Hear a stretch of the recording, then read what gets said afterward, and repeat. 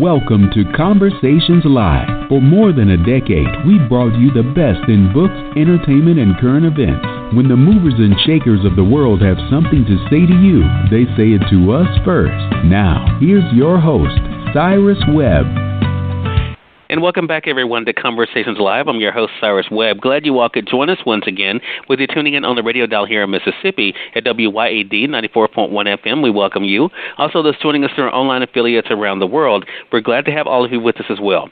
We're excited to welcome Marc Cashman to our program today. Now, Marc is not only a voiceover actor, but also a coach as well. We're going to talk to Marc not only about the journey of doing what he loves, but also what it's been like for him to help other people along the way and the satisfaction he's been able to get from doing just that. And if you're just hearing about Marc, we'll tell you at the end of our segment how you can stay connected with him. Marc, hello to you and welcome to the program. Thank you so much for inviting me, Cyrus. Really appreciate it. Hey, look, I appreciate the time. There's so much that we can talk about in this segment, but I definitely want to start with the process because one of the things you said to me even before we began the segment today is that you've definitely had a busy 2017. What has it been like for you, Marc, to not only to have realized what your gift is, what your passion is, but then to be able to help other people be able to benefit and to be able to reach their own gift? You know, I initially thought when I went into teaching, because I had been a writer, casting director, and producer for about 20 years before I decided to throw my hat into the teaching ring. And I thought, okay, I was going to be doing, conventionally classes and coaching, and people would come into the studio, and that's basically what I did for the first, I would say, 15 years or so of the 21st century. But then I got a lot of response. I got a lot of demand to bring my classes online for people who didn't live in Los Angeles or near Los Angeles. And so lately I've been working with actors all over the world, so many different countries. It's absolutely amazing. The only challenge sometimes is finding the actual time to do it, because sometimes you're about 9, 10, or 12 hours apart. So it's a little bit of a challenge with that, but I'm just so gratified that I'm able to reach so many people all over the place. They don't just have to be here in my backyard. And that's probably one of the most fun things that I've seen over the past years is my ability just to reach out beyond my city. Right. And I think that's such a good point. I'm so glad you mentioned that, because one of the things I did when I was prepping for your segment, you and I communicated via email at first, and then, of course, when I was prepping for this segment, I got a chance to watch some of the conversations you've had in the past. The thing that I really get about you, Marc, is the appreciation for what you do. That is not something we find with everybody.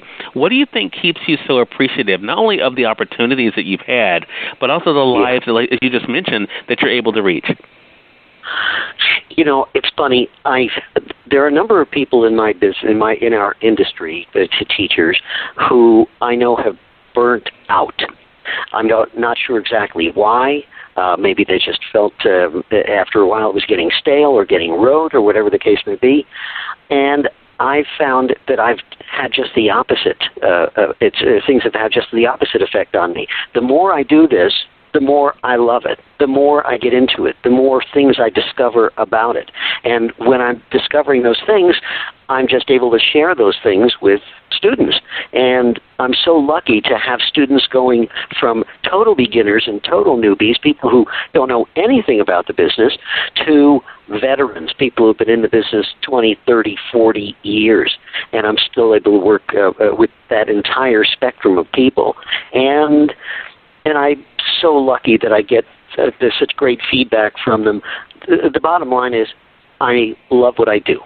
So my passion is evident, and they tell me that, and I say yes, I totally understand that. And sometimes I go a little bit overboard, but the bottom line is I am so passionate about what I do and our industry and making and helping make people better actors than they are.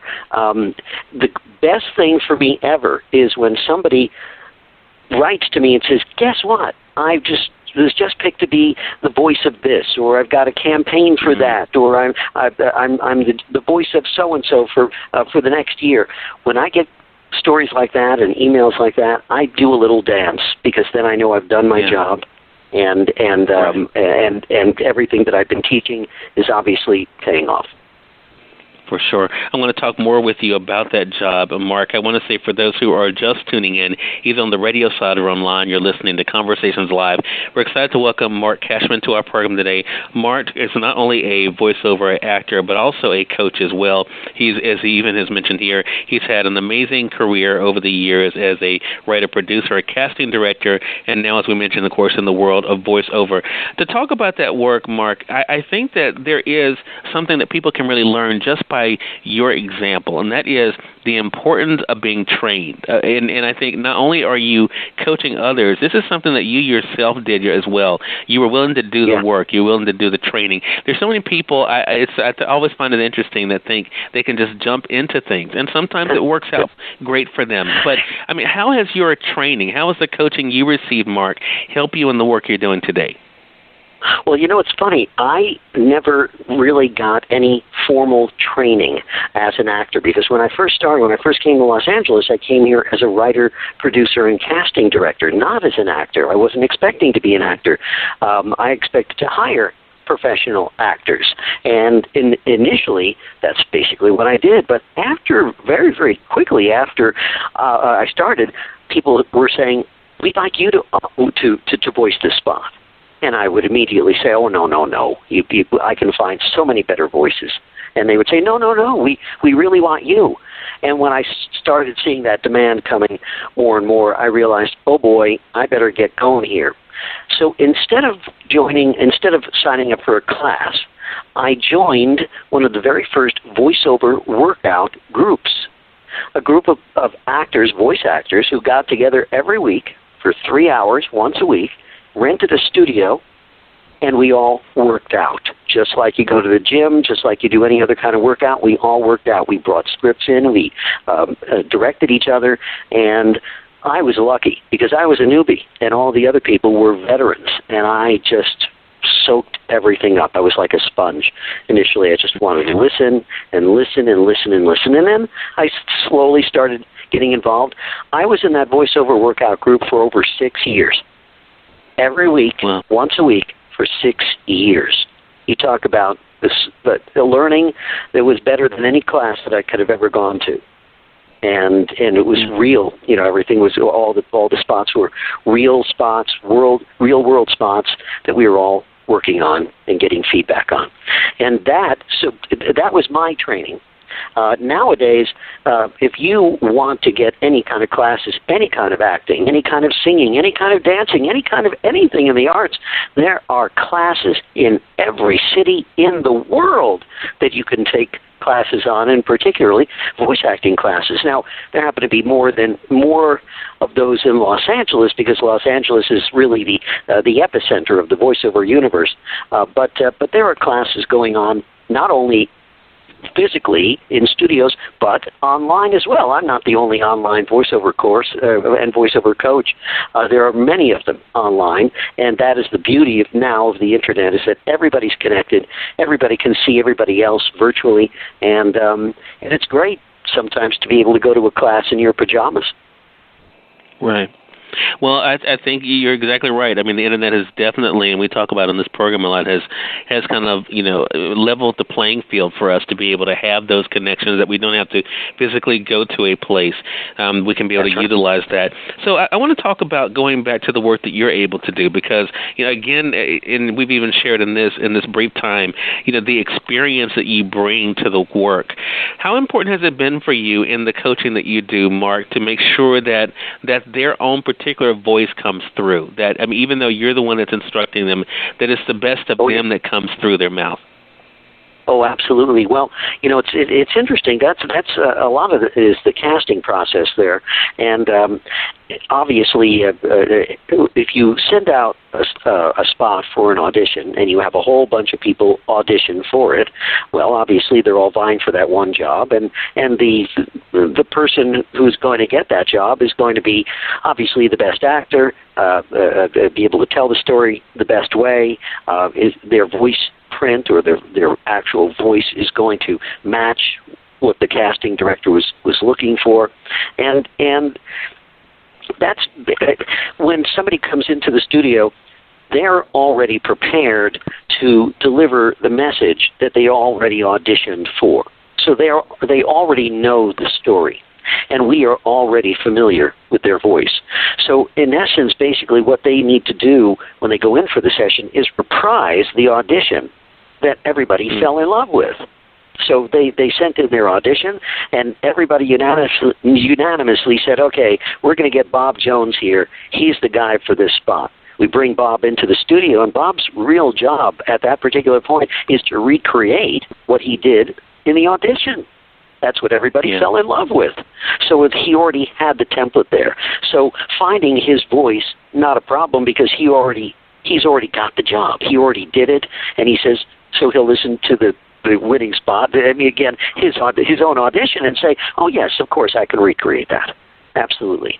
And invariably, the actor, whether it's man or woman, is chosen for their most authentic, believable, honest delivery, honest performance, honest read. That's what they are picked for.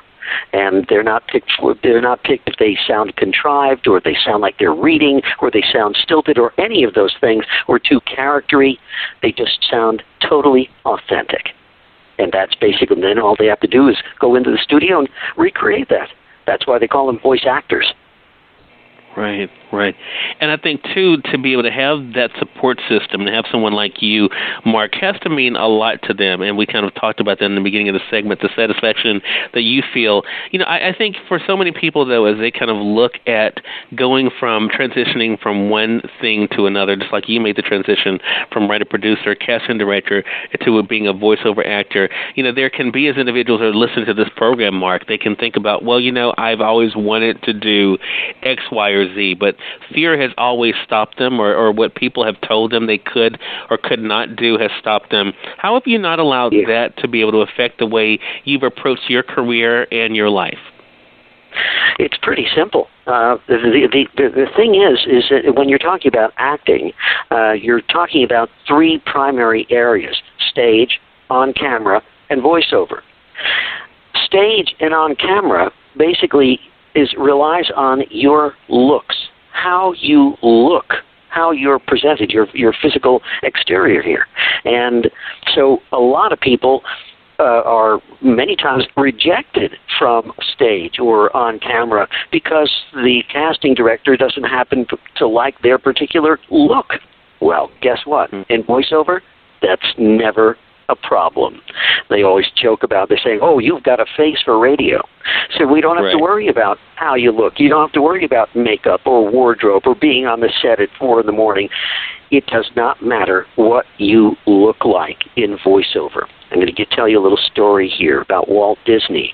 When Walt Disney was first casting for his animated movies, people came in to audition, actors came in to audition, and he demanded one thing: I do not want to see anyone. I want to hear them. I don't want to see them. So they came in, and they had a curtain between him and them. And all he did was listen to them and cast on the voices alone. He said specifically, I don't want to prejudge anybody by the way they look. So you people out there, a lot of people out there who are thinking, boy, I would really have liked to go on into acting, but I got rejected because of whatever. Well, you don't have to worry about that in voiceover, because nobody cares about what you look like. All they care about is what you sound like. Right, right.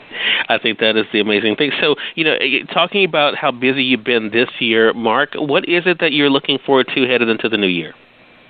Oh, my. Where do I start? Oh, my goodness. I'm redesigning my website, and I'm trying to make myself more mobile for a lot of millennials out there. What else? I've been invited to attend the first voiceover conference in Africa in March of 2018, and they invited one person from a number of different countries: the U.S., Great Britain, France, Nigeria, Ghana, Germany, Israel, and the one person from the United States go out there. So I'm going to be flown there, all expenses paid, for a week to give a talk at this conference in Johannesburg, South Africa, on March 8th. That's going to be fabulous. I've never been to Africa, so that's going to be a lot of fun. What else? I am trying to finish up my audiobook, the audiobook of my book. I wrote a book a couple of years ago and then recorded it, and I've been working on editing it and trying to get that put to bed either by the end of the year or beginning of next year.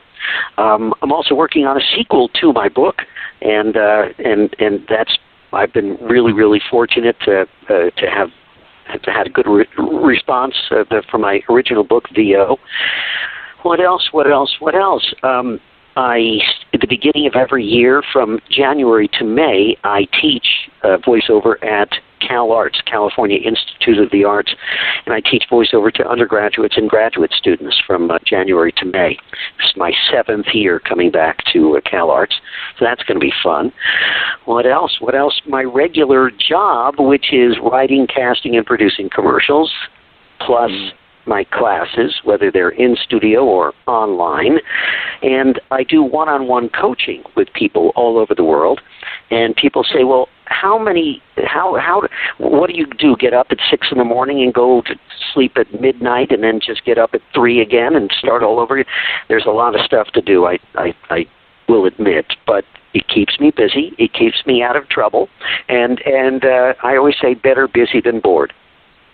Right. So true. I wasn't sure if you were going to mention the book or not, Mark. I'm glad I do. Remind our audience that VO is available through our partners at Amazon.com. You all can get the print or the Kindle edition. The Kindle edition is less than $9 there, so you all can definitely take advantage of that. Make sure you all get that book. And also, as you heard Mark mention here, he's working on the sequel to VO as well, so you can be on the lookout for that. So, Mark, if you don't mind, go ahead and give out your website and let them know how they can. I'm sorry, go ahead. No, I was going to say the working title for the sequel. The first one was VO, V-OH, exclamation point, and the sequel, the working title is V-OMG, exclamation point. Okay. So that's it. So make sure you all be on the lookout for that, as well as, of course, as I mentioned, go ahead and pick up VO now. And, Mark, if you don't mind, give out your website and let them know how to stay connected with you.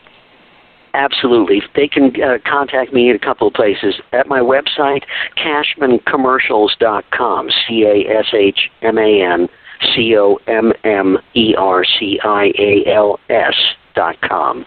CashmanCommercials.com is my website, and there's a whole bunch of stuff on there for you to listen to and have fun with. And if anybody wanted to get a hold of me directly, very simply, Mark, M-A-R-C, at CashmanCommercials.com. All right.